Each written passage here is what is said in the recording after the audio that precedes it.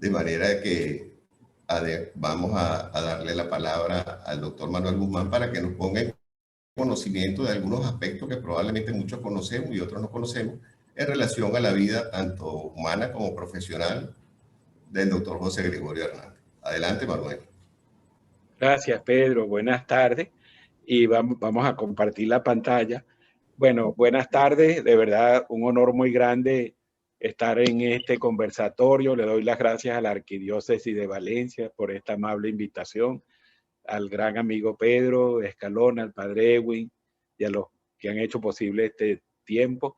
Y poder compartir con el presidente de la Academia Nacional de Medicina, ese es un honor inesperado, pero me da mucho gusto poder compartir con el doctor López Loyo, quien además le ha tocado vivir tan de cerca y profesionalmente y cristianamente todo lo de la exhumación, así que su exposición va a ser de un testigo de primera categoría. Y gracias a los que nos acompañan. Realmente, José Gregorio Hernández está presente en muchas circunstancias de la vida venezolana y Dios me ha dado la oportunidad de conocerlo más de cerca gracias a la gentileza de los vicepostuladores, Monseñor Fernando Castro, hoy en día obispo de Margarita, y Monseñor Tulio Ramírez, recientemente este sábado, designado nuevo obispo de Guarenas. Ellos me han permitido hasta hoy ser asesor de la causa de beatificación. Y yo les voy a contar un poco mi visión de la personalidad de José Gregorio, a quien mi familia Guzmán Suárez tiene y le debe favores clarísimos y muy importantes.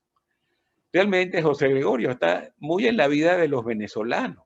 Está en la cama de los pacientes en el hospital, en las clínicas, está en la calle, está en los autobuses, está en tanto José Gregorio que llevan su nombre en señal de agradecimiento. Este es un mural en una calle de Caracas, este es un autobús y como ese, muchos autobuses tienen al venerable hoy, muy pronto beato en su vidrio trasero. Imágenes de José Gregorio por doquier, casi todos con su sombrerito negro de una célebre foto en Nueva York en el año 17. Pero está en muchos sitios José Gregorio. Y yo lo que voy a destacar en estas próximas 20 minutos es detalles de su formación humanista y detalles de su formación como médico. Él fue un gran investigador, fue un excelente médico en ejercicio y claramente, y hoy en día lo reconoce la iglesia y vamos a poder inclusive hacerle veneración pública, vivió santamente, claramente. Él estudió en Ignotú, donde nació, y su maestro, que era Pedro Celestino Sánchez, le dio clases hasta que tuvo 13 años. Y en ese momento le dice a Benigno Hernández, el papá de José Gregorio, ya su mamá había muerto unos años antes, le dice, mira, este muchacho está sobrado aquí en Ignotú. Yo no le puedo enseñar más nada porque yo no sé más nada y no le puedo dar nada adicional. Llévatelo a otro sitio, llévatelo a Caracas. Y José Gregorio, en un viaje además muy particular, porque para salir de Ignotú y llegar a Caracas era toda una travesía. Había que ir en mula y en bestia hacia el puerto de La Ceiba. A veces algunos podían llegar en tren. El puerto de La Ceiba es al sur del lago de Maracaibo. Se llegaba a Maracaibo, en Maracaibo otro barco para llegar a Curazao, en Curazao otro barco para llegar a La Guaira. Total que era una travesía inmensa. Pero él llega a Caracas y llega a la casa del doctor Guillermo Tell Villegas, que tenía el Colegio Villegas, un colegio laico muy prestigioso de la Caracas de la época, que quedaba de las esquinas de Veroa a Santa Capilla. Y una vez que empieza a estudiar en ese colegio, lo que llamaríamos hoy el bachillerato, se destaca muchísimo y obtiene primer premio en muchas materias de las que daban en el colegio. Por cierto, Tell Villegas fue un hombre muy importante en la Caracas de fin de siglo XIX. 4 veces se encargó de la presidencia y era un hombre muy respetado por su seriedad, por su docencia, por su calidad. Esta es una foto estupenda de José Gregorio cuando era alumno ahí en el Colegio Villegas. Él vivió allí, inclusive creo que vivió hasta el primero o segundo año de estudio de medicina. Fue lo que llamaríamos hoy en día preparador de los alumnos de los grados inferiores y tuvo una relación muy querida y muy estrecha con la familia Villegas. Se gradúa de bachiller y presenta esa tesis en la universidad para recibir su título de bachiller en filosofía. Y poco después, ese mismo año del 82, empieza a estudiar medicina Y en el año 88 ya obtiene su título como bachiller en ciencias médicas, usando como tesis la doctrina del ENEC y la escuela de Virchow sobre la unidad del tubérculo. En aquella época, la obtención del grado de doctor era casi que inmediata. Y él opta al título de doctor. Había un examen que había que presentar públicamente, había un biombo con los temas, esos fueron los temas que él le tocaron para su tesis de doctor, y bueno, hace una exposición tan brillante y tan magistral que los 3 miembros del jurado, incluyendo el rector Aníbal Dominici, por cierto, padre de uno de los mejores amigos que tuvo en su vida José Gregorio, que fue Santos Aníbal Dominici, ni siquiera le pidieron que se retirara para que el jurado deliberara. De una vez dijeron, usted formalmente se convierte en doctor, lo suyo ha sido espectacular, y el público que estaba pendiente y oyendo la exposición de José Gregorio lo aplaudió con muchísima alegría. Uno de los detalles de José Gregorio, celebró en casa de los Dominici, y a él le encantaba la música, el baile, la celebración. Esta es una foto cuando él se va a París. Él ejerce un año, ya volveré sobre esto en un momentico, en ISNOTU, pero en el año 89 obtiene una beca otorgada por el gobierno de la época, gracias a la intermediación de su profesor Calixto González, y se va a formar a Francia. Y se forma con gente espectacular en Europa, en París específicamente. Él llega en noviembre del 89. Matías Duval fue su profesor en histología y embriología. Al Richet, fisiólogo, que por cierto era un alumno directo de Claude Bernard, gran fundador de la visión experimental de la medicina. Él obtuvo premio Nobel, Richet, hablando de anafilaxis. Y Isidoro Strauss, un alumno muy directo de Pasteur, fue su profesor de bacteriología. O sea, José Gregorio no solo fue a la cuna del conocimiento de la época, sino que estuvo con los profesores más destacados que habían en las materias a las cuales él había ido a estudiar específicamente. Él iba buscando aquellas materias de contenido experimental. Él también hizo un pequeño viaje a Berlín para estudiar histología patológica, lo que hoy llamaríamos anatomía patológica. Y más tarde en su vida, ya mayor, ya en el año 17, él había querido volver a Francia, pero estaba a plena guerra mundial, y se queda en Madrid y conoce a Ramón y Cajal y se impresiona por su sapiencia, por la calidad de las preparaciones del sistema nervioso que hacía el célebre profesor español. Regresa a Venezuela y se convierte en uno de los innovadores de la medicina del fin del siglo XIX, sin duda. Fue un investigador, además fue un profesor sublime. Y dentro de esa época hay una serie de otros gigantes. Y ocurrieron varios hechos muy importantes. Se crea el Hospital Vargas de Caracas en 1891 para una ciudad que difícilmente tendría más de 200.000 habitantes. Ese era un hospital de 1.000 camas, que era una barbaridad, y en una ubicación privilegiada de la ciudad de entonces. En esos años se publica por primera vez la Gaceta Médica de Caracas, se crean las cátedras clínicas con buena sede alrededor del Hospital Vargas. La sede de la universidad era en lo que hoy en día es el Palacio de las Academias, y se inician en Venezuela los estudios de fisiología, histología normal y patológica y bacteriología. Y el profesor de todas esas materias fue José Gregorio Hernández. También en esos años, y esto más por iniciativa de Santos Aníbal Dominici, se funda el Instituto Pasteur de Caracas, a semejanza del Instituto Pasteur de París. Bueno, si alguien apaga el audio ahí mejor, pero no importa.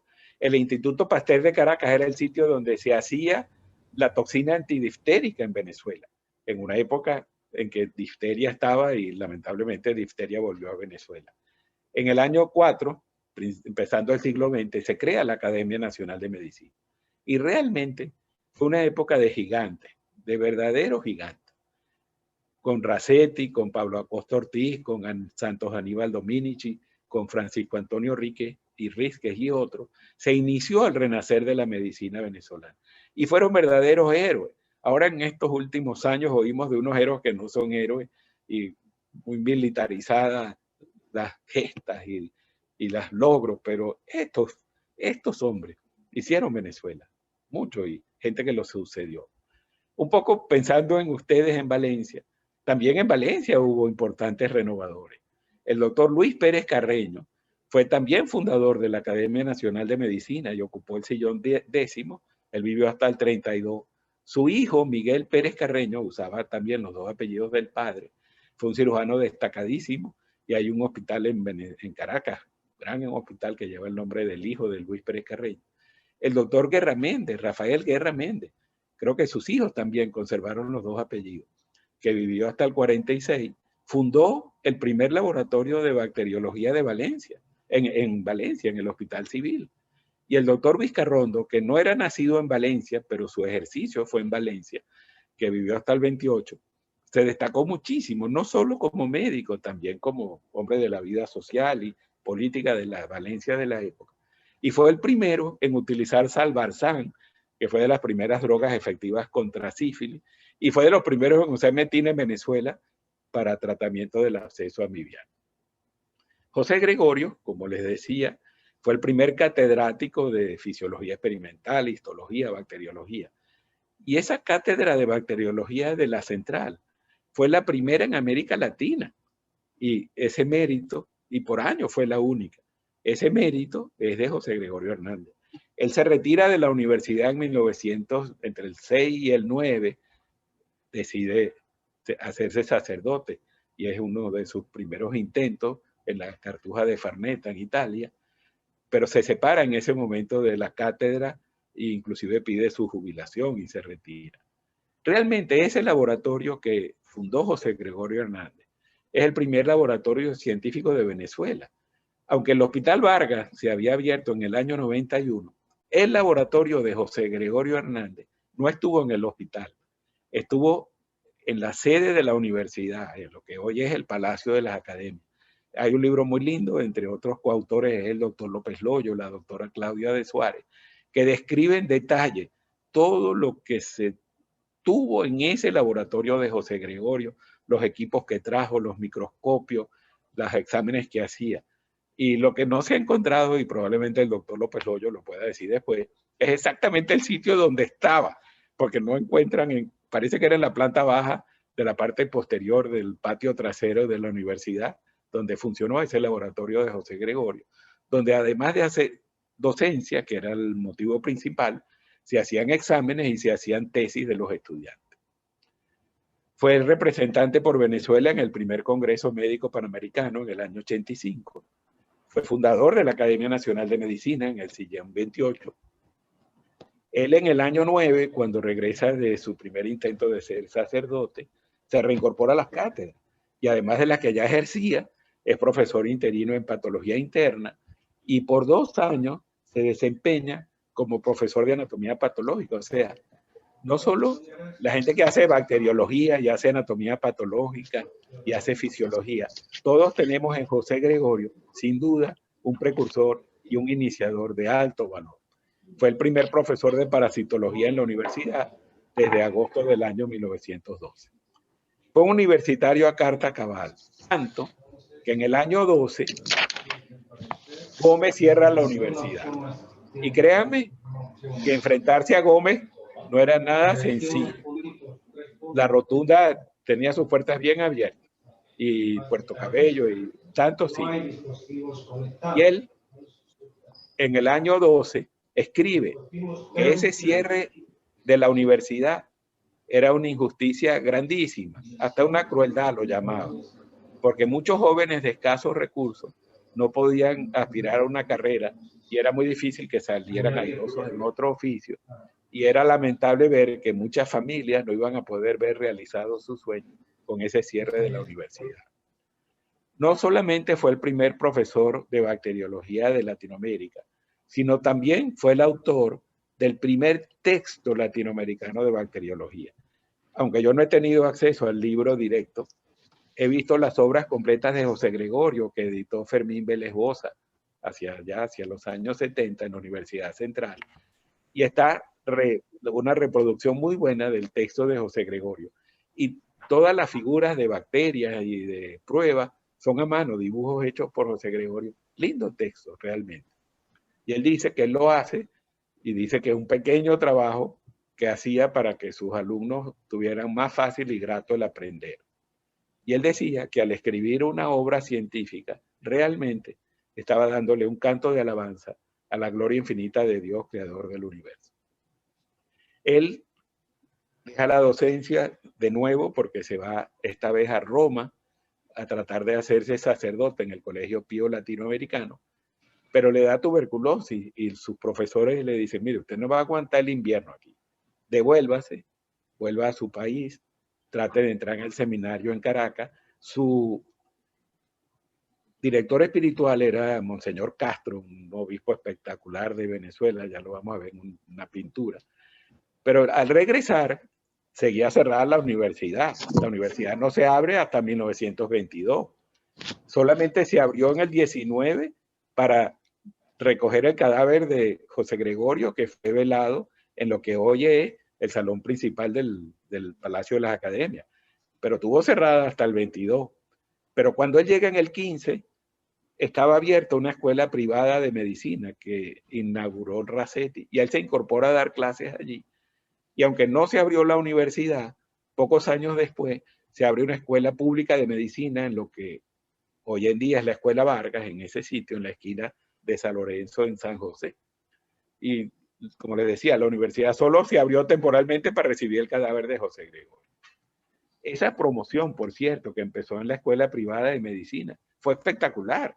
Y ahí están gente tan grande como José Ignacio Baldó, uno de los grandes defensores, propulsores de control de la tuberculosis, el doctor Gutiérrez Alfaro de los Tetras, el doctor Gómez, cardiólogo, González Rincones, radiólogo, el doctor Del Corral, que fue un gran médico de laboratorio, blanco, cirujano, dos pediatras fuera de serie como Machado Hernández y Hernández Sosa, puros gigantes. Y realmente fueron alumnos directos de José Gregorio, primero en la escuela privada y terminaron graduándose en la escuela pública de medicina.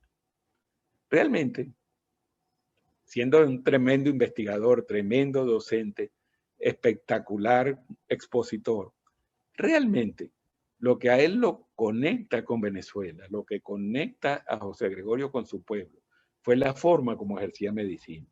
Y ese fue su camino de realización. Y él ejerció primero en Isnotú, apenas se gradúa, él había hecho una promesa a su papá y bueno, su mamá había muerto, ya les dije, hace tiempo. Pero dice, no, yo me devuelvo a mi tierra a atender a la gente de mi pueblo. ¿Y cómo era ese ejercicio que él hacía allá en Isnotú? Bueno, él tiene una correspondencia intensa con Santos Aníbal Dominici y entre otras cosas le escribe aquí en el septiembre del 88. Mis enfermos se me han puesto buenos, aunque aquí es muy difícil curar a la gente, porque aquí creen en el daño, en las gallinas, en las vacas negras. Bueno, la verdad que hoy en día, si uno oye las cosas que dice la gente para la COVID, creo que no hemos cambiado tantísimo, tantísimo, que si las gárgaras estas o las gárgaras aquellas. Pero bueno, la gente creía que diciendo palabras misteriosas podían solucionar los problemas y él se sorprendía de lo atrasados que andaban por esos países. Y todo el mundo tenía o asma o disentería, uno que otro con tuberculosis. Y él se fue, no solo con su conocimiento, sino con sus libros. Y siempre tenía textos a los cuales consultar. Después de esa etapa en Isnotú, viene su viaje a Francia, su formación en Francia.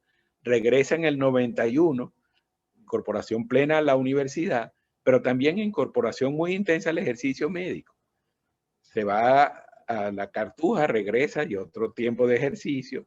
Y finalmente, ya cuando desiste de ser sacerdote, ejerce hasta su muerte, pues, y su muerte lo encuentra prácticamente atendiendo a un enfermo, pues buscándole las medicinas a un enfermo que estaba atendiendo.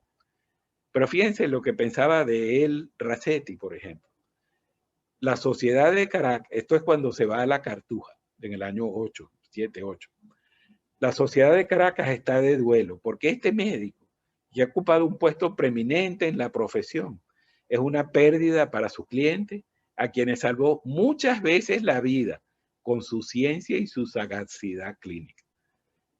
La inmaculada vida del doctor Hernández, con cuya amistad me honré, a pesar de que ambos girábamos en los polos opuestos del pensamiento filosófico, me hacen pensar que ese fue un hombre fuera de serie. Jamás se desvió ni una línea del camino de lo que él creía era la realización del supremo ideal de su vida. Ya para su muerte, Rasetti, que da una oración fúnebre en el cementerio, dice: este hombre siempre derramó luz desde la cátedra de la enseñanza y llevó al lecho del enfermo no solo el lenitivo del dolor, sino el consuelo de la esperanza.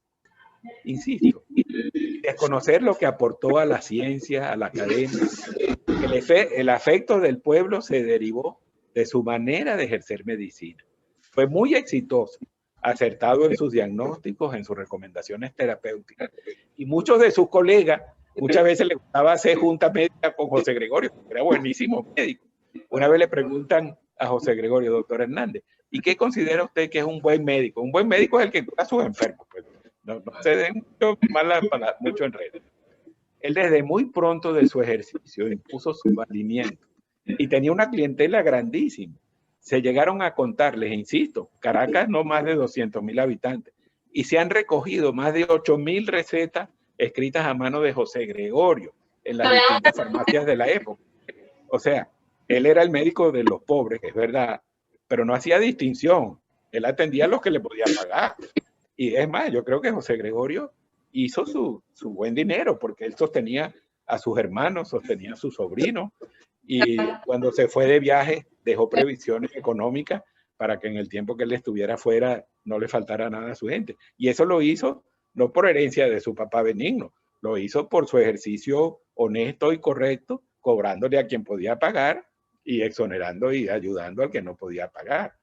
Él atendía en su casa y hacía visitas a domicilio por toda la ciudad. Nunca usó vehículo. La gente dice, bueno, ¿y cómo lo mata un carro si no había carros en Caracas? Sí había. Ya para su época, el 19, había unos 200, 300 carros en Caracas. Pero en el año 18, en plena gripe española, él le facilitaron un carro y lo usó. Y en ese carro iba a visitar más enfermos que lo que hubiera visitado si seguía haciéndolo solo a pie. Él en la entrada de su casa tenía una bandeja, era donde la gente pagaba, un fuerte, y si alguien no tenía para comprar las medicinas, cuando iba de salida, no solamente no pagaba, sino tomaba el dinero que necesitara de lo que había allá afuera. Ahora bien, un poco para ir redondeando, ¿en qué época se formó José Gregorio? ¿Por qué este hombre que viene de un pueblo pequeño del estado Trujillo, de Isnotú, con unos padres de una formación y de unas comisiones religiosas muy intensas, cómo llega a ser nuestro hoy beato y santo, pero además tan espectacular médico y profesor? Él crece en pleno apogeo del Gumbaz, dos fenómenos importantes en la segunda mitad del siglo XIX en Venezuela. Está el apogeo del guzmancismo, que las 3 veces que fue presidente directamente Guzmán, eso llevaría unos 14 años, pero además hubo 2 periodos interregnos en los cuales él ejercía por detrás, y el guzmancismo marcó a Venezuela, y ya les voy a dar algunos aspectos. Pero además en esos años, fines de los 40, inicios de los 50, en Francia, en el siglo XIX, crece en gran difusión la filosofía positivista. ¿Y qué significan estos dos aspectos? Guzmán Blanco, elegantísimo en esa foto, no tengo ninguna relación familiar con él, tuvo grandes conflictos con la iglesia. Expulsó a Monseñor Guevara y Lira, arzobispo de Caracas, y a Monseñor José Hilario Bosé, arzobispo de Mérida. Él tenía un poco la idea que tomó de la Revolución Francesa, de una iglesia venezolana, un poco como lo que quisieron hacer los primeros padres de la Revolución Francesa, con una iglesia propia, con su peculiar forma de hacer veneración como iglesia francesa. Él disolvió los conventos en el año 74. Hizo que las monjas que estaban en clausura salieran de la clausura. Y se cuenta que en la esquina de las monjas, donde hoy en día está la Asamblea Nacional, que estaba el convento de las monjas, por eso esa esquina se llama esquina de las monjas, las hizo desfilar por medio de la calle delante de todos los caraqueños, haciéndoles pasar vergüenza. cerró los seminarios, que no se vinieron a abrir hasta que Cipriano Castro toma el poder. Tumbó 9 iglesias. Hasta ese momento el matrimonio que valía era solamente el matrimonio eclesiástico. Bueno, él creó el matrimonio civil, hizo el registro civil y realmente no es el momento, pero Guzmán hizo cosas importantes como el decreto de la educación obligatoria y general. Pero sin duda la relación de la iglesia, de Guzmán con la iglesia fue bien dura. Él pensaba que eran de sus opositores y Guzmán era tan egocéntrico que no toleraba disidencia ni rechazo. Una de las iglesias que tumbó Guzmán fue la iglesia de San Pablo, una iglesia que estaba en donde hoy está el Teatro Municipal, pero esa es una foto de la figura de la iglesia de San Pablo. Y frente a esa iglesia ocurrió un fenómeno en 1859, que hubo un tiroteo, estaban unos revolucionarios tratando de alzarse y creo que murieron 2 o 3 personas. Pero salió de ese evento una expresión que usan algunos venezolanos todavía que se llama, se armó la Sanpablera. Bueno, la Sanpablera en el léxico venezolano es el recuerdo de esa matazón, que no fue tanta, que hubo frente a la iglesia de San Pablo en 1859. Pero en esa iglesia estaba la figura más venerada de los venezolanos, al menos de los caraqueños, que es el Nazareno de San Pablo. Por eso se llama Nazareno de San Pablo, porque estaba en esa iglesia. Y Ana Teresa Ibarra, esposa de Guzmán, ya no estaba nada contenta con que hubiera toda esta cosa contra la iglesia. Entonces Guzmán, porque todo trataba de resolverlo, le dice, está bien, te voy a hacer, perdón, donde estaba la iglesia de San Pablo, hicieron el Teatro Guzmán Blanco, que tenía una fachada muy bella delante. Hoy en día esa fachada está recortada. Y eso hoy en día es el Teatro Municipal, frente al Centro Simón Bolívar. Pero para que Ana Teresa se quedara tranquila, él hace la iglesia de Santa Teresa, que realmente son 2 iglesias. Por una fachada es Santa Teresa y la otra fachada es Santa Ana. Y el Nazareno de San Pablo, que salió de la iglesia de San Pablo, terminó en la iglesia de Santa Teresa, donde hoy en día es venerado por los caraqueños, y la procesión del miércoles santo es una cosa histórica y llena de gente, salvo el año 20 con la pandemia. Esta era Venezuela. ¿Y cómo era Francia cuando llega allá José Gregorio? Napoleón III había caído muchos años antes, en el año 70, y empieza la Tercera República, que duró hasta la Guerra Mundial. Y en esos años, post-Napoleón III, el laicismo y el anticlericalismo fueran las notas dominantes. Y en ese es el París que llega José Gregorio. Gran auge de las ciencias experimentales y pleno apogeo del positivismo. Este es el fundador del positivismo, Augusto Comte, también fundador de la sociología. ¿Y qué se entendía por positivismo? Era una filosofía, por llamarlo de alguna manera, en la cual solo el conocimiento científico de los hechos era válido. Entonces, solo lo que se podía hacer perceptible por los sentidos podía ser reconocido como cierto. Y todo lo que era especulativo, como la fe o como la especulación, no tenía sentido alguno.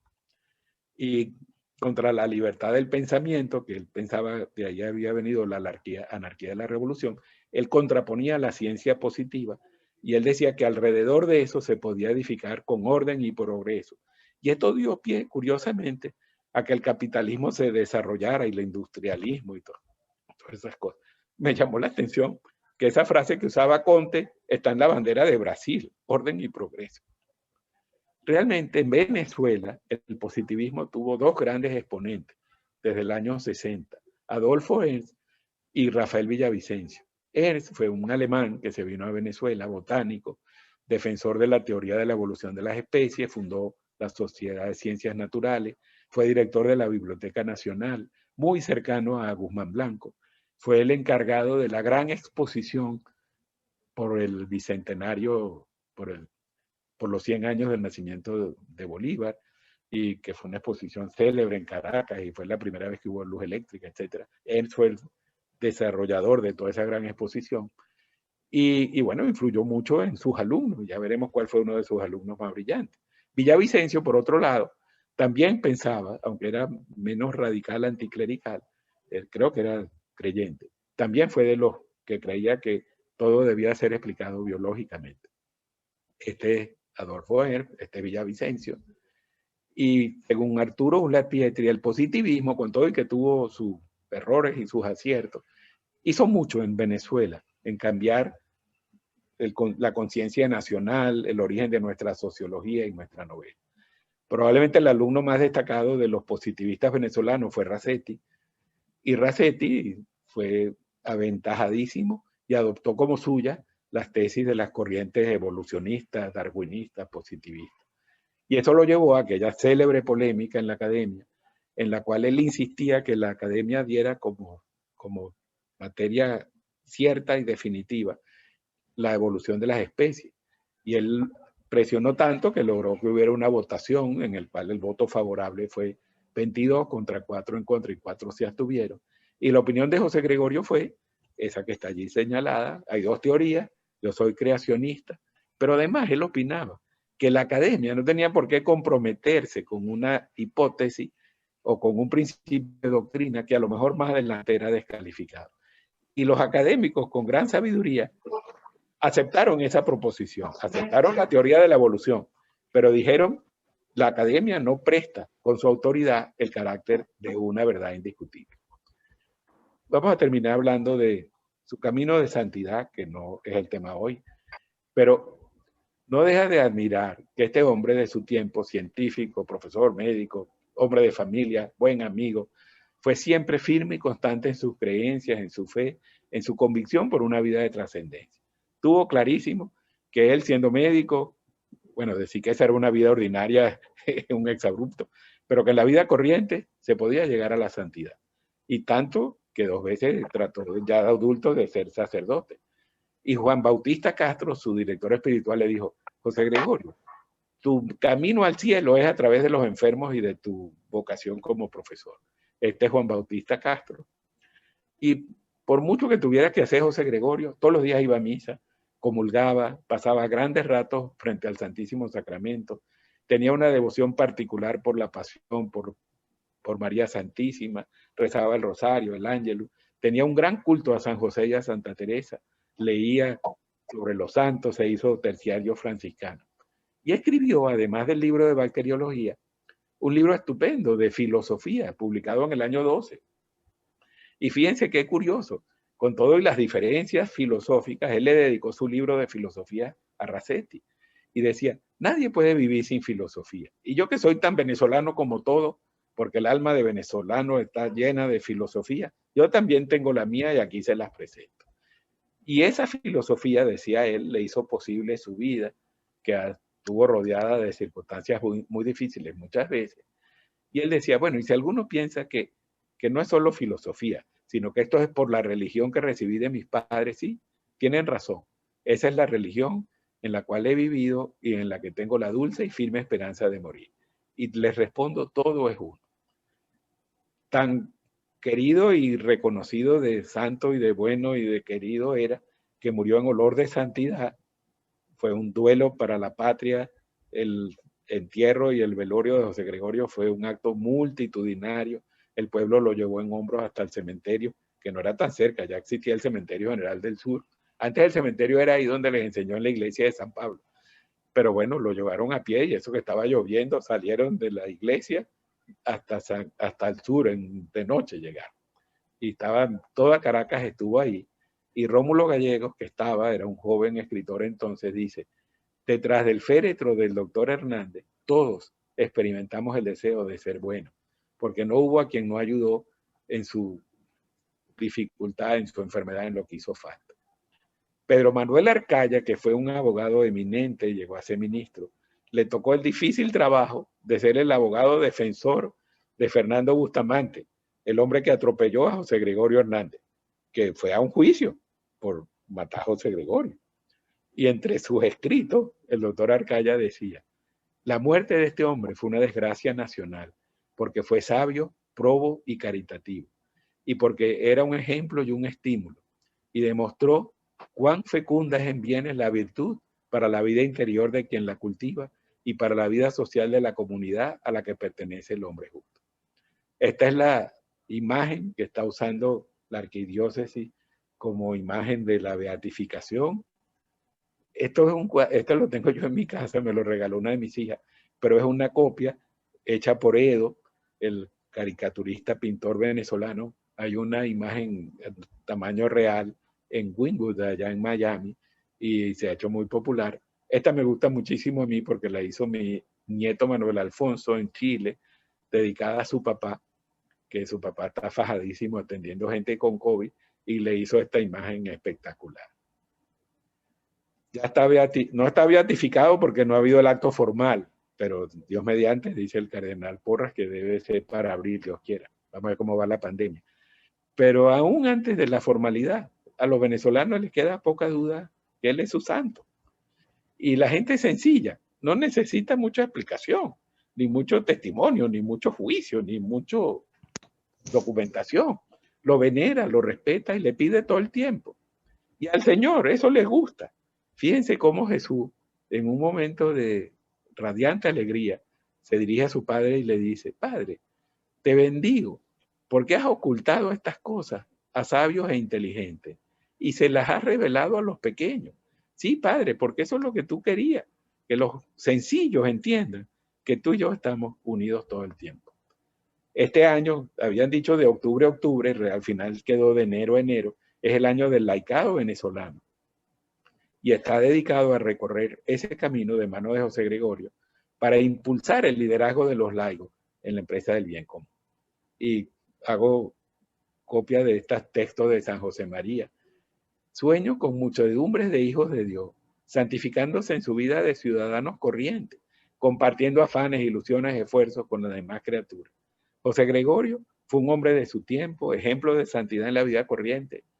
Y esto del padre Ugalde me impresionó mucho. Estamos rabiosos en Venezuela, pero solo hay futuro si se levanta el vuelo para transformar la muerte en vida, el odio en amor y la desesperación en esperanza. Cuanto más alto vuele la conciencia, menos la van a alcanzar las alambradas, los muros, las injusticias, los escudos, las bombas lacrimógenas. Ánimo. Venezuela, con la protección ahora de este gran beato, tiene mucho que ofrecer. Bueno, muchas gracias.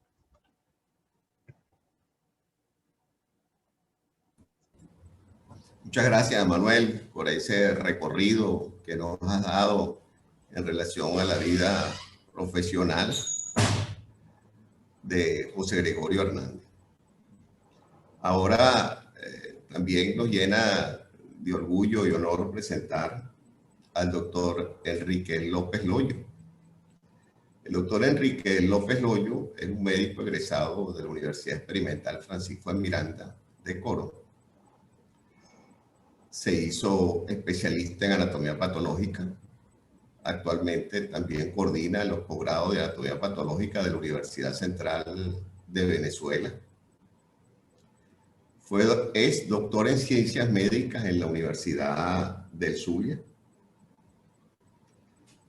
Y actualmente desempeña un cargo que es la cúspide de la actividad médica.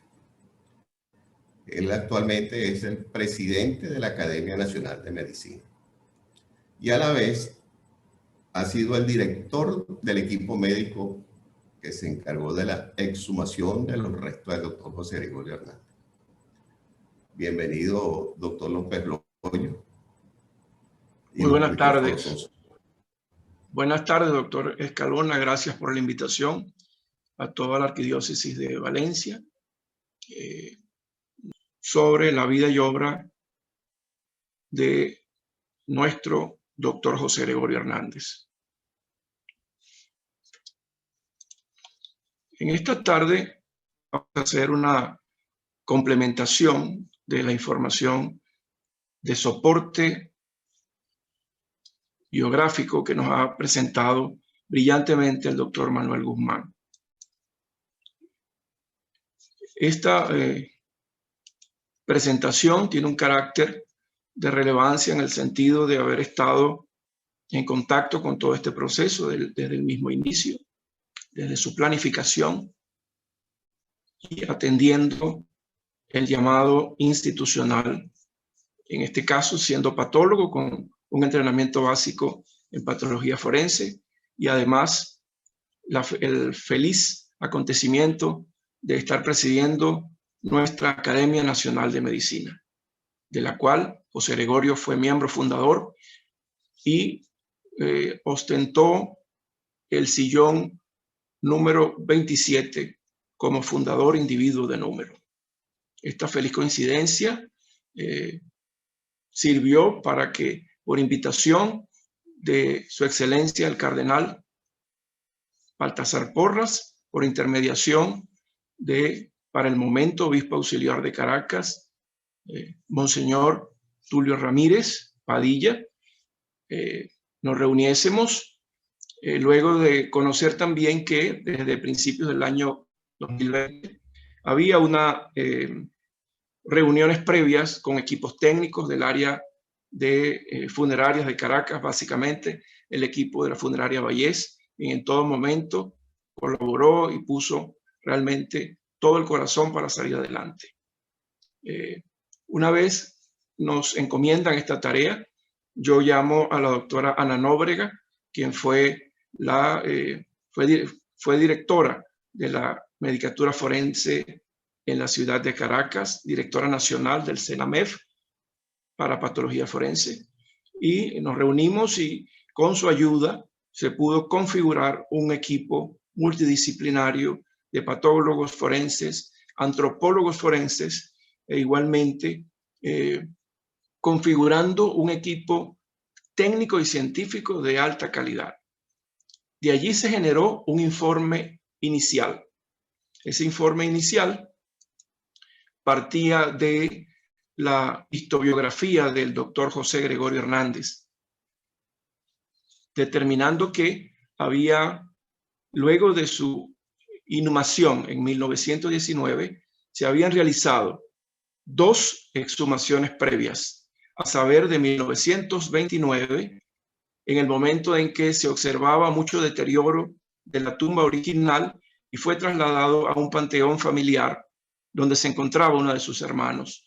Allí se hizo transferencia a un osario de cemento al cual su eminencia, Monseñor Baltasar Porras, denominó el Moisés, donde reposaron desde ese momento los restos del doctor José Gregorio Hernández. Fueron trasladados con todos los elementos que estaban en la urna, que había sido prácticamente destruida. En esa época no había la capacidad de producir nichos con cemento o concreto armado, sino que se colocaban directamente en la tierra. Lo que encontraron allí lo colocaron en este osario. De allí comenzaría sobre conectando con esta historiografía que nos ha dado el doctor Guzmán, respondiéndole una de sus inquietudes, y es esta. Doctor Guzmán, aquí está la ruina del laboratorio original del doctor José Gregorio Hernández. Está ubicado en lo que hoy es la Casa Bicentenaria, antigua sede desde 1936, cuando se construyó, de la Biblioteca Nacional, antes de ser llevada al llamado Foro Libertador, muy cerca de San Bernardino y cerca del Panteón Nacional. Esta estructura se encuentra en este estado y hemos identificado a través de la investigación en conjunto con la doctora Claudia de Suárez en nuestra publicación José Gregorio Hernández, la epopeya de su laboratorio, identificado lo que significa el germen de la investigación científica y biomédica en el país. A esto, que fue el precursor, estos espacios de lo que hoy es el Instituto Venezolano de Investigaciones Científicas y todos los centros de investigación de nuestras universidades nacionales. Está allí, bajo esa condición. Hemos solicitado en diciembre último, a través de una comunicación al Ejecutivo Nacional, en la persona del presidente en funciones, y hemos recibido esta semana la positividad para proceder a su recuperación. En este momento, por funcionarios del propio Estado, hay una discusión, considero estéril, puesto que ellos no, muchos de los que están ahorita ostentando la Casa Bicentenario, que corresponde a otro ministerio, niegan que estaba localizada en esta zona. Pues sí, en el patio Sanz de la universidad Central de Venezuela para 1891, era el único espacio disponible, el Corral de las Gallinas de la universidad. Sobrevenida la situación de la caída del gobierno conservador, el doctor José Gregorio Hernández se vio obligado a regresar a Venezuela, cosa que impidió que siguiese su gira de preparación hacia Alemania, donde estudiaría con mayor ahínco la anatomía patológica. Él pregunta en una misiva a la universidad, a los agentes de la universidad, a los directores, que cuál espacio disponía, porque todavía el Hospital Vargas, donde tendría que haber ido a presidir su laboratorio, no estaba listo, viniéndose intempestivamente a finales de 1891.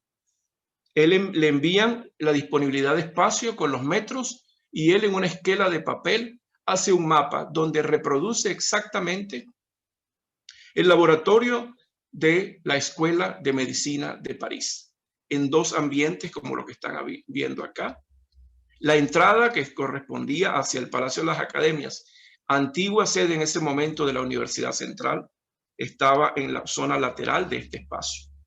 Allí instauró el laboratorio y toda la característica de ese laboratorio se encuentra en nuestra publicación, donde están colocados todos los enseres que trajo, por un valor de 13.200 bolívares de la época, dándole vuelto al Estado venezolano inclusive. Reprodujo exactamente hasta con las características de trayéndose hasta los bancos, las sillas, todos los procesos de cristalería, los instrumentos para fisiología experimental, para llevar adelante una docencia que a partir de ese momento la modernizó en el contexto de la formación de los médicos venezolanos. Entonces, aquí nació la obra científica de José Gregorio Hernández en Venezuela. Pero la exhumación de 1929 lleva a colocarlo, como decía, en este osario, en el osario de cemento. Y cuando en esta fotografía, para 1976, certificamos que estaba in situ el material de los restos mortales de nuestro beato José Gregorio Hernández. Para ello, se procedió a un conteo secuencial de las piezas que estaban allí. Prácticamente no removieron el lecho que correspondía a restos de tierra y colocaron sobre un manto de aspecto persa de unos 60 por 40 centímetros doblado y antes de ello un plástico azul de tintorería, el cual conseguimos en 2020 en absoluto estado de conservación. Sobre ese plástico que descansaba sobre la tierra húmeda estaba el manto de aspecto persa en su diseño, probablemente un manto de la iglesia en ese momento de la Candelaria, donde sería trasladado, donde fue trasladado el resto y fue vertido el contenido de revertido una vez contabilizados sus restos en 1976. Ese es justamente lo que nos configura la conservación en el tiempo, la custodia del material de los restos del doctor José Gregorio Hernández. El 26 de octubre se hace la transmisión televisiva y efectivamente allí es donde se abre ese osario, donde vemos un proceso presidido por su eminencia, nuestro cardenal Baltasar Porras, en todo momento, y el monseñor Tulio Ramírez Padilla. Fueron testigos de excepción ellos, iniciando este proceso junto con nuestro equipo técnico maravilloso, que fue llevando adelante una primera apertura de la lápida para los fines de dejar listo para la transmisión del día 26. Esto ocurrió el viernes precedente. Se levantó la lápida, se limpiaron los bordes y solamente Monseñor hizo certificación que estaba la cinta lacrada originalmente colocada en 1976 con la firma de el obispo auxiliar de Caracas para la época. Ese fue el trabajo del viernes previo. Se volvió a cerrar y no se tocó y no se abrió este osario de concreto armado. Se le colocaron simplemente unas cintas para establecer este mecanismo de elevación al momento de la transmisión de televisión para el día lunes. Y así se hizo. Fue un momento sublime al momento de levantar esta lápida, esta tapa, que tenía unas anclas de material de hierro perfectamente delimitadas que permitieron trabajar de manera limpia la elevación de este osario. Monseñor Baltasar Porras tuvo la honra y la bendición de hacer la limpieza de la superficie y certificar luego el cierre. En este momento de la apertura hubo una manifestación extraordinaria de la espiritualidad que allí se vivía, con cantos, con oraciones y con encomiendas para todo el equipo, para que todo saliese bien. Nos encomendamos a él, y con encomiendas para que el país se enrumbara adecuadamente, que es una oración continua de quienes vivimos también la fe y la practicamos de esta manera, ofreciendo nuestra preparación para darle una alegría a partir de ese momento al pueblo de Venezuela. Nuestro equipo técnico inmediatamente hizo uso de todos los implementos necesarios. Fueron dispuestos ahora, el día domingo antes de la transmisión de televisión, que sería el 26 de octubre, lunes, todos los elementos técnicos a ser utilizados. Así se inauguró por el propio Monseñor Baltasar Porras, nuestro cardenal, lista la sala técnica de trabajo que contenía o tenía elementos para, como el higrómetro, este elemento para cuantificación y verificación de temperatura y humedad, osteómetros, elementos de precisión, sierras óseas, elementos de osteosíntesis, elementos de cuantificación, goliómetros y filtros para el tamizaje de material. En otra mesa técnica teníamos unas concentraciones decrecientes del material paraloid desde el 75 al 5%, todos los enseres de trabajo, y nuestra odontólogo forense estableció una microsala de trabajo para la doctora Sonia Viso, en este caso, para hacer restablecimiento de las piezas óseas del componente también de la dentadura de nuestro José Gregorio Hernández. Todo esto siempre calibrando con imágenes del doctor José Gregorio Hernández y para buscar el efecto comparativo de los aspectos antropométricos que encontrábamos, e igualmente haciendo cotejar los datos de la exhumación previa de 1976, donde se hablaba de un número detallado de piezas.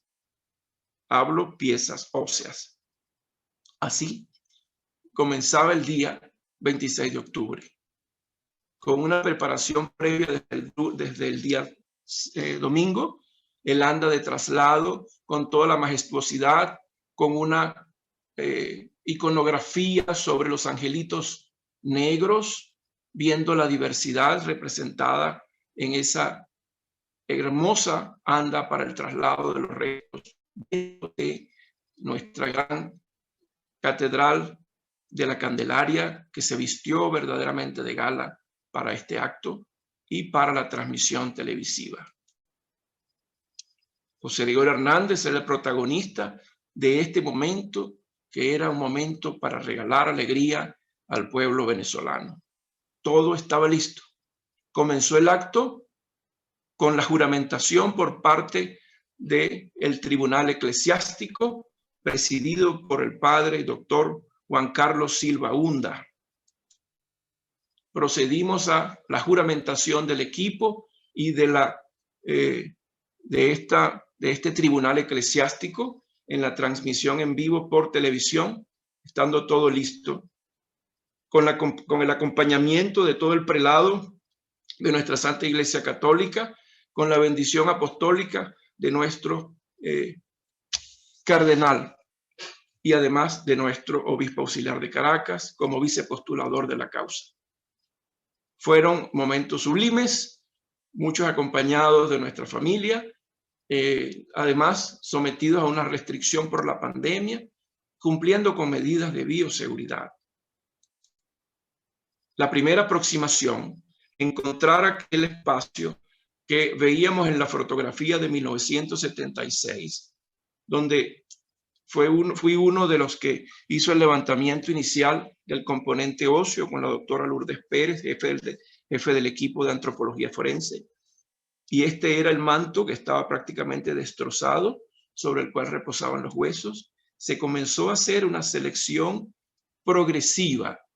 La impresión que me dio en uno de los aspectos al tocar una de estas piezas, era una especie de galleta húmeda de café, algo realmente impresionante, dadas las condiciones de hidratación, humedad y deterioro de estas más de 103 piezas que fueron localizadas, con una ganancia del más del 25% del informe previo de 1976. Configuró entonces un trabajo que en 72 horas, completando al cuarto día, de lunes al día viernes, ya se había iniciado, se hizo la recuperación progresiva de esas piezas óseas, y nuestro excelente equipo, el mejor del país de antropología forense, procedió al estudio antropométrico, procedió a la verificación, a unir los espacios articulares que faltaban, a establecer la identificación antropométrica de las piezas y a hacer correlación de los hallazgos finales para dar una respuesta a este proceso inédito en Venezuela. Fueron días muy duros, comenzaba muy temprano, terminaba muy tarde, donde recibíamos visitas de prelados, de grupos religiosos, donde se hacían bendiciones de rosarios, de prendas sobre los huesos que estaban siendo trabajados, y realmente bajo un ambiente espiritualmente enriquecedor. Empezamos a conseguir piezas una vez que se hizo la limpieza y recuperación. Por ejemplo, este detalle de material metálico correspondiente a la urna original de 1919 que fue recuperado bajo esta condición, el único encontrado. Luego, muy rápidamente les muestro piezas dentarias con presencia de oclusiones de oro en esta representación. Maxilar superior y mandíbula. Vemos los restos de la probable el traumatismo que le produjo la muerte a José Gregorio Hernández en la base del cráneo, con una fractura irregular a lo que correspondería a la base del paladar duro del lado derecho. Y así establecimos nuestro equipo antropológico hizo este establecimiento y restitución junto con nuestros patólogos forenses, la doctora Ana Nóbrega y doctora Carmen Garcés. Entonces, la doctora Lourdes, María Inés Chacón y Juan Rodríguez, extraordinarios, el mejor equipo de antropólogos de Venezuela, en compañía de Marjorie Matos, la asistente de antropología, lograron el milagro, junto con la asesoría en el componente médico, para dar este resultado de más de 131 piezas óseas. Les comento brevemente aspectos destacados de este hallazgo. Cuando ustedes ven la iconografía de José Gregorio Hernández, siempre un pie está muy delante de otro. El pie derecho retraído, el izquierdo compensando hacia adelante. Hallazgo que lo justifica. Hiperplasia del hueso calcáneo de pie izquierdo. Identifiquen la diferencia con el derecho. Un crecimiento como un espolón hacia su porción superoanterior, lo cual condicionaría esta marcha inestable que, de acuerdo a este hallazgo, con seguridad tenía José Gregorio Hernández. El otro aspecto de detalle es una hiperplasia importante en la clavícula derecha. Estudiamos su histobiografía. En sus primeros años de vida, el encargado de traer el agua a la casa desde los pozos cercanos era José Gregorio Hernández. Era un niño trabajador, por lo tanto se le produciría esta hiperplasia clavicular por sobrecarga de peso del lado derecho. Probablemente lo hubiese condicionado también esta condición de inestabilidad del componente óseo que habría generado esta alteración finalmente, la ya mencionada con anterioridad. El hallazgo de nuestro equipo de antropología Estableció el tórax, de acuerdo a los restos y mediciones, tendría un aumento del ángulo antero-posterior, lo que se denomina tórax en pecho de paloma o pecho de paloma. De acuerdo a los hallazgos histobiográficos, hablar de que el doctor José Gregorio Hernández tuvo 2 fallidos intentos en bajas temperaturas de poder alcanzar su sueño de ser religioso con todas las prerrogativas de dedicar su vida a esta actividad santa, pues encontramos que, de acuerdo a algunas referencias, podría haber sido asmático desde muy pequeño. Probablemente eso incidiría en el aumento de retención aéreo torácico y condicionaría este remodelado de la cavidad torácica. Estos son aspectos muy destacados de estos hallazgos que nuestro equipo de antropometría pudo determinar de acuerdo al estudio minucioso de cada una de las piezas. Esto, señores, en 72 horas. Y a las 72 horas, con la instilación de estos elementos químicos, se logró la restauración absoluta de las piezas, que se desplazara el elemento de hidratación. Las trabéculas lograron su estructuración nueva con la instilación de este material que incluye epóxicos que le dan la estabilidad. Nuestro equipo además hizo reconstrucción de huesos largos y reconstrucción de huesos pequeños que pudieron dar a esta figura que vemos acá en perspectiva una visual de la conservación actual de los restos de nuestro José Gregorio Hernández. Posterior y en paralelo se logró la obtención de una urna de metacrilato de materiales de calidad sintética, logrando colocarlos al vacío, tanto la reliquia primaria guardada para la iglesia en este momento, para ese momento, que era la clavícula derecha, y luego el resto de los componentes óseos con un control de temperatura y humedad.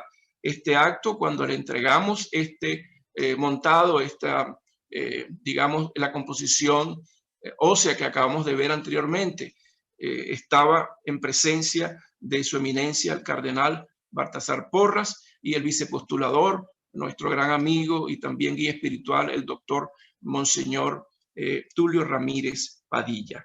Ellos entonces certificaron que esto iba a ser colocado allí y esto por recomendación de nuestro equipo especializado en antropología y preservación ósea. Finalmente entregamos en la dignidad de su reposo dentro de esta urna de madera noble de una incrustación superficial de árbol amazónico de gran calidad y belleza, con madera fina pulida, dentro de él conteniendo material de metacrilato y a su vez los restos de nuestro José Gregorio Hernández. Se decidió finalmente el envío de el pulgar, en este caso, la parte proximal del pulgar derecho, el metacarpiano derecho proximal del pulgar, para ser enviado al Vaticano como reliquia magna. Luego se escogió además la porción proximal del dedo índice para la Catedral de Caracas y otra fracción de esta pieza para en este caso, Catedral de la Candelaria. El resto, de acuerdo a decisiones de la Iglesia, será colocado en un santuario nacional que está proyectado probablemente al norte de la ciudad de Caracas, muy cerca de donde vivió el doctor José Gregorio Hernández. Este fue un trabajo arduo de 72 días, un poco más de horas, para lograr darle dignidad a nuestros restos mortales del doctor José Gregorio Hernández. Un equipo extraordinario, compenetrado con el valor espiritual de esta gran empresa. Estuvimos allí realizando desde los primeros pasos, desde las reuniones preparatorias, hasta lograr este objetivo fundamentado en regalarle una alegría a la fe del pueblo venezolano. Y esta niña, la garante de este proceso final de beatificación, Yaxuri Solórzano. Estuvo con nosotros acompañándolos, igual su madre.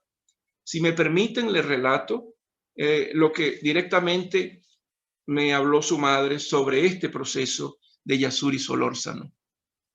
Pasadas las 4 de la tarde, al sur del estado Guárico, vive esta familia humilde venezolana, iba Yaxuri tratando de montar con su padre la moto que ellos tienen para su traslado. Pasaban al lado de ellos otra moto que estaba conducida por individuos maleantes, quienes amenazaron con un arma. El padre se negó, ellos dispararon desde la parte del acompañante de la segunda moto de los delincuentes, a muy próximo contacto a la niña Yaxuri Solórzano en la parte del lado izquierdo de la zona del pabellón auricular hacia la zona temporo-occipital, con compromiso de esa área, o parieto temporo-occipital. Vimos, nos cuenta la madre, que en ese momento ella estaba cerca de su casa y vio la escena porque tenía la puerta abierta, salió corriendo al encuentro de la niña, quien cayó sobre aquella carretera precaria llena de hojas, de tierra, y ella levantó el cuerpo de su hija, inmediatamente le imploró a José Gregorio Hernández, le dijo: soy una madre pobre, yo quiero que me salves a mi hija. De allí lo trasladaron a un ambulatorio donde pudieron sacarle hojas, tierras a esta niña de la herida, que sangraba profusamente. En un momento dado se detuvo ese sangramiento, la mantuvieron casi con 48 horas, la llevaron al centro del estado y la trasladaron luego hacia el norte del estado, Apure, en el hospital central de esa zona. No había neurocirujano, el neurocirujano confirma, y eso fue en un fin de semana que llegaba el día lunes. Ella se mantiene con una terapia básica, casi sin ventilación, inconsciente, con una respiración mínima, con unos laboratorios mínimos que le pudieron hacer allí. La madre con una estampita de José Gregorio sobre su lecho, llorando y orando por ella, pidiendo la intersección de nuestro José Gregorio Hernández. En la mañana del lunes se presenta el neurocirujano que ha llegado de Caracas y le dice que va a entrar, que ya está listo, que vio todos los exámenes y hay que operar inmediatamente porque la niña se está descompensando. No tenía una unidad de terapia completa, sino apenas un ventilador para asistencia. La madre dice que cuando el médico sale y le dice, y lo ve que voltea sobre la puerta y la cierra, entra José Gregorio Hernández con su bata de médico y le dice: todo va a estar bien. El médico que va a acompañar a esa niña soy yo. Él la va a operar, pero yo estoy con él. Y ese soy yo. Ella, con asombro, sacan a la niña y se duerme luego de 3 días sin haber dormido profundamente. A las 3 horas y media se despierta cuando le dicen que la niña la llevaron a una unidad precaria de terapia intensiva. Había sobrevivido. Y el médico se acerca y le dice que todo ha salido bien. A las 24 horas la niña abre los ojos, pide hablar con su madre sin ningún tipo de lesión residual neurológica. Comienza a mover los pies, las manos y a respirar de forma normal. Este es el relato directo de su madre. Así está. Me nació en la iglesia de la Candelaria, dentro de ese osario que fue recuperado. Al lado está un microscopio que usaba directamente José Gregorio Hernández para su trabajo, una reliquia nacional. Y dentro de la dignidad, eso está representando la fe del pueblo venezolano. Está abierto de manera consecutiva para que los feligreses pasen y vean este trabajo como ha quedado, y el resto de la exhumación está bajo resguardo técnicamente vigilado. De esos restos se han producido y se siguen produciendo pequeños fragmentos para ser distribuidos en todas las diócesis, en todas las áreas de veneración, tanto nacionales como internacionales, del doctor José Gregorio Hernández. Allí está solo en representación de los restos óseos en ese momento, en este momento, reposa allí en una pequeña urna de metacrilato, en este caso, una parte ósea escogida que ya lo había nombrado, que corresponde a la clavícula derecha. Así, agradezco a todos por su atención en este relato que tiene que ver con mi vivencia y experiencia, tanto profesional como personal, de este proceso de exhumación. Muy buenas tardes a todos. Muchas gracias al doctor Enrique López Loyo por esta extraordinaria conferencia. Hoy en verdad nos sentimos muy alegres, muy contentos, muy orgullosos de nuestro personal médico, como ha sido Manuel Guzmán y el doctor Enrique López Loyo, que nos han demostrado que el trabajo científico, a pesar de todo, nuestro país todavía se mantiene en un nivel superior, un nivel elevado, y seguiremos progresando. Esta tarde ha sido una tarde de una riqueza científica, humanística y espiritual, porque nos ha emocionado mucho y cada vez estamos más cerca de la fecha de la beatificación del doctor José Gregorio Hernández, en el cual todo el país se ha comprometido y se ha unido alrededor de nuestro beato José Gregorio Hernández. Desearíamos saber si alguno de los invitados, de nuestros amigos y de nuestro público en general, tiene alguna pregunta para los doctores Manuel y para el doctor López Loyo. Pues, solamente puedo decir algo un momentico. Sí, felicitar al doctor López Loyo. Qué belleza, Enrique. Qué cosa tan linda la presentación. Y qué bueno que encontraron el sitio del laboratorio, que yo hasta hace poco no tenía ese dato. Gracias por tu bella presentación. Y doy fe de todo el cariño, dedicación, profesionalismo que se puso en ese trabajo con los restos de nuestro beato, y el responsable desde el punto de vista profesional de dirigir ese grupo espectacular fue el doctor López Loyo.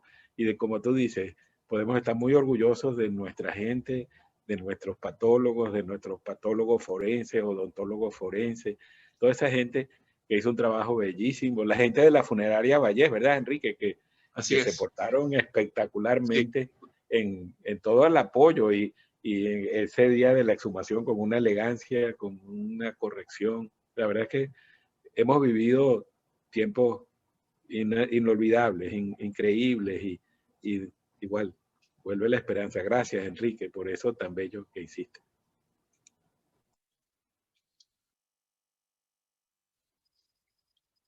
Saludos a todos. Gracias por escucharme. El compromiso ahora, sigue.